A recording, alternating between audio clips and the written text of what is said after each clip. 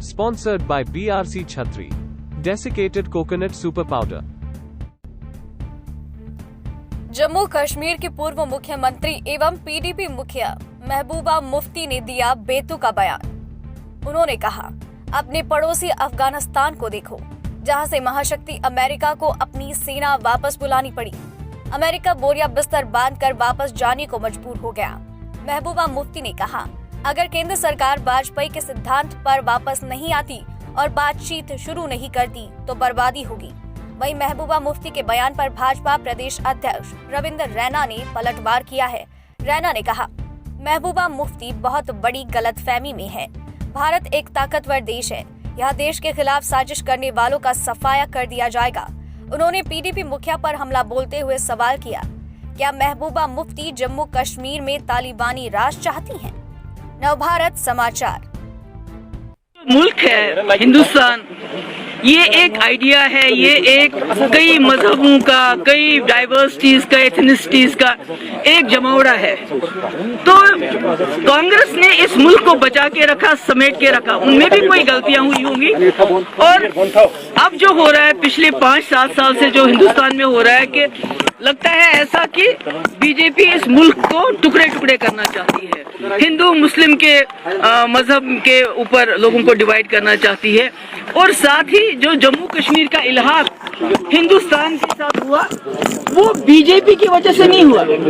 वो इल्हाक तब हुआ जब यहाँ जवाहरलाल नेहरू थे, जो बड़े ही सेक्युलर थे, बड़े ही डेमोक्रेटिक थे, जो हिंदू मुस्लिम भाईचारे में यकीन रखते थे, और जिन्होंने जम्मू कश्मीर के लोगों को यकीन दिलाया था कि हम आपका तशख्खुस बरकरार रखेंगे। आप बेशक एक हिंदुस्तान के साथ अपने आप को जोड़ रहे हैं, बल्कि आप पाकिस्तान को, मुसलमान पाकिस्तान को रिजेक्ट करके हमारे साथ आ रहे हैं, मगर मुस्लिम मेजॉरिटी स्टेट होने की वजह से हम आपका तशख्खुस बरकरार रखेंगे और आपको एक स्पेशल स्टेटस देंगे। तो इन शर्तों पे कांग्रेस ने जम्मू कश्मीर को अपने साथ मिलाया था। अगर कांग्रेस नहीं होती, अगर बीजेपी होती, तो मुझे नहीं लगता कि जम्मू कश्मीर इस वक्त इस मुल्क का हिस्सा होता। और अगर इसी तरह बीजेपी की कार्रवाई चलती रही, इसी तरह जुल्म चलता रहा, सितम चलता रहा पूरे मुल्क में, जिस तरह से उन्होंने अपनी एजेंसीज का नाजायज इस्तेमाल करके लोगों को तंग करना शुरू कर दिया है, स्टूडेंट्स को जेल में डालते हैं, एक्टिविस्ट को जेल में डालते हैं, कोई कानून नहीं है। जितने भी हमारे इंस्टीट्यूशंस हैं, बड़े से लेकर छोटे, सबको उन्होंने अपनी मुट्ठी में करके रखा है, तालिबानाइज करके रखा है। यानी उनको बंदूक के बलबूते पे चलाते हैं, जोर जबरदस्ती चलाते हैं। तो मेरा ये कहना है कि अगर बीजेपी होश के नाखून नहीं लेती, अगर वो ये नहीं समझती कि वो इस मुल्क के साथ क्या कर रहे हैं, इतने खूबसूरत मुल्क के साथ, इसको कितने कैसे वो टुकड़ों टुकड़ों में बांटने की कोशिश कर रहे हैं, तो आगे बहुत देर हो जाएगी और उससे पूरे मुल्क को, जम्मू कश्मीर को तो नुकसान हुआ ही है, पूरे मुल्क को भी नुकसान। हिंदुस्तान की जो गवर्नमेंट ऑफ इंडिया है उनको भी, और जो जो तालिबान है उनको भी मैं कहूंगी, क्योंकि पूरी दुनिया उनको देख रही है इस वक्त, तालिबान को, कि वो कोई ऐसी हरकत ना करे जिसकी वजह से पूरी दुनिया के लोग उनके खिलाफ हो जाएं। तो इसलिए मैं उम्मीद करती हूँ कि हमारी जो मरकजी सरकार है दिल्ली में, वो जो हमारे लोग फंसे हुए हैं यहाँ के अफगानिस्तान में, उनको बासही सलामत वापस लाने का कोई रास्ता निकालेगी, और साथ ही तालिबान उनके साथ कोई छेड़छाड़ ना करें। तो नहीं, एजेंडा तो वहाँ बैठ के तय करेंगे हम। वैसे वो छोटी महबूबा मुफ्ती किसी बहुत बड़ी गलतफहमी में है। भारत एक ताकतवर देश है और हमारे देश के प्रधानमंत्री नरेंद्र मोदी हैं। यहां तालिबानी हो, अलकायदा हो, लश्कर हो, जैश हो, हिजबुल हो, जो देश के खिलाफ, जो भारत की एकता और अखंडता के खिलाफ षड्यंत्र करेगा, जो देश के खिलाफ साजिश करेगा, उसे मलिया मेट करके रख दिया जाएगा। हमारे देश के प्रधानमंत्री नरेंद्र मोदी हैं, कोई जो बाइडेन भारत के प्रधानमंत्री नहीं है कि यहां तालिबान आएगा और अमेरिका की तरह भारत अफगानिस्तान छोड़ देगा। मिट्टी में मिला के रख देंगे उन सभी ताकतों को जो भारत देश की एकता और अखंडता को चैलेंज करेंगे। महबूबा मुफ्ती ने बहुत बड़ा अपराध किया है, राष्ट्रद्रोह किया है। जम्मू कश्मीर के लोग वतन परस्त लोग हैं, दिल से हिंदुस्तान को प्यार करने वाले लोग हैं जम्मू कश्मीर के लोग।